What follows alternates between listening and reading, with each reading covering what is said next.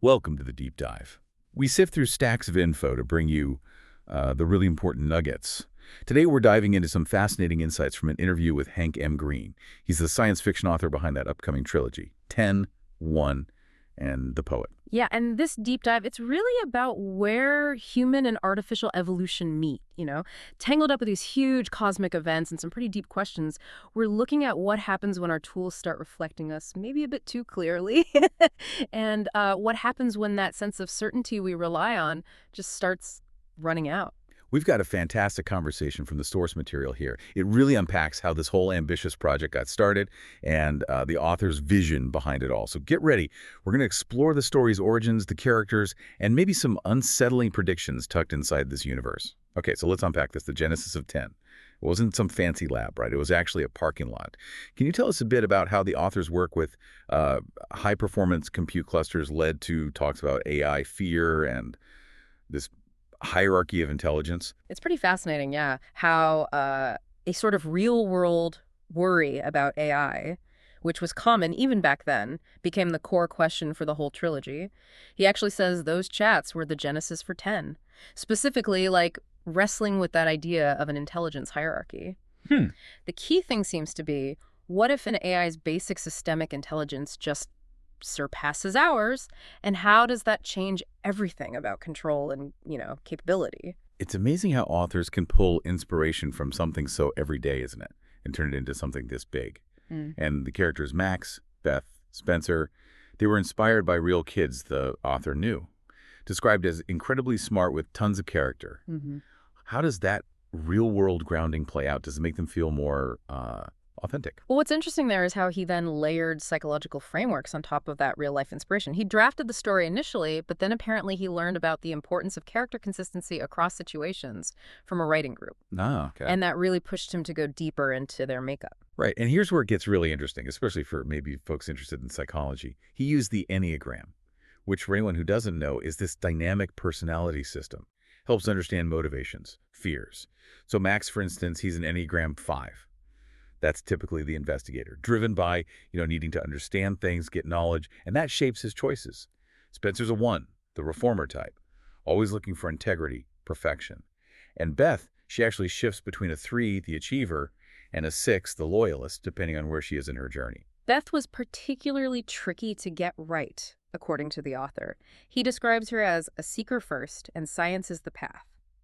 That really gives you a clear handle on her core motivation, doesn't it? This constant hunt for understanding wherever it takes her.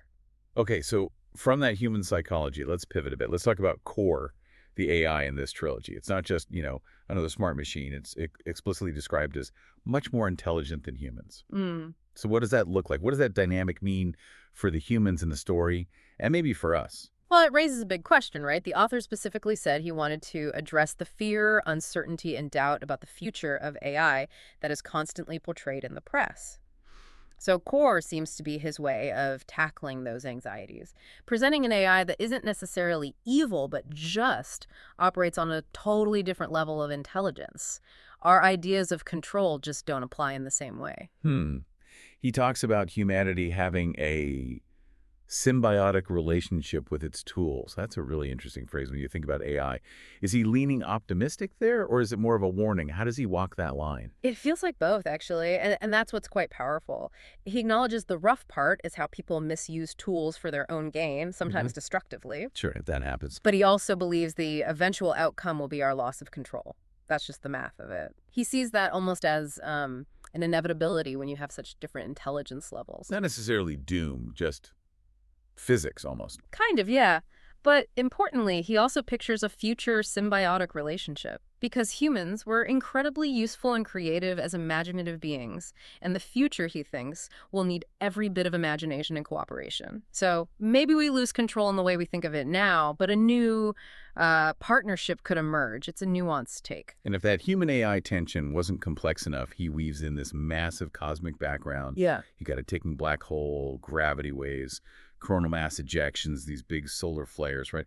How do these huge natural forces fit in? What do they reflect? Right. They're definitely not just background decoration. The author's an astronomy buff, and he uses what he calls the unimaginable amount we are still learning about the cosmos as a kind of nice palette for possibilities. But maybe more deeply, these unpredictable massive forces like a CME or gravity waves, they sort of mirror the AI threat. Oh, okay. They highlight that, not all huge challenges are man-made, some are just part of the universe. It pushes us further towards that edge of uncertainty.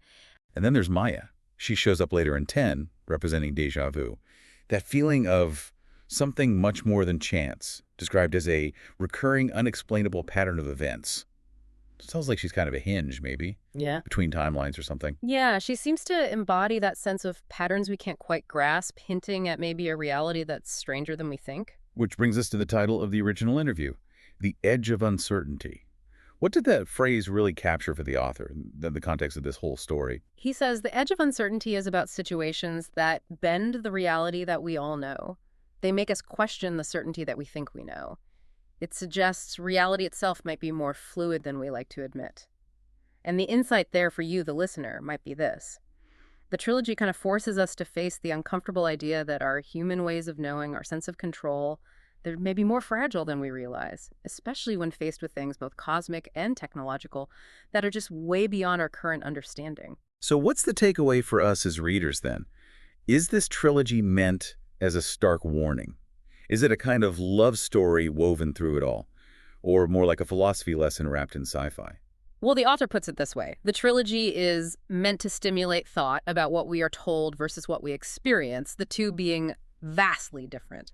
He presents it as an insight, basically encouraging you to think about your own role in how the future plays out. It's like an invitation to look at the world and our part in it maybe a bit differently. Wow. What a journey into the mind and the universe of Hank M. Greene.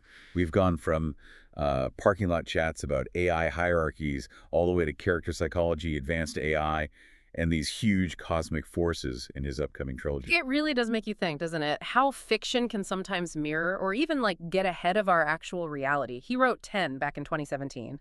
And now here we are in 2025, dealing with competing LLMs, global races for AI dominance, serious talk about AGI and ASI. Artificial general intelligence and superintelligence, yeah. Concepts that were definitely more speculative back when he was writing it. He apparently hopes that if someone reads 10, to say 2 years from now, in 2027, they'll think, wow, okay, in a lot of ways, this Hank fellow kind of tried to let us know what was coming.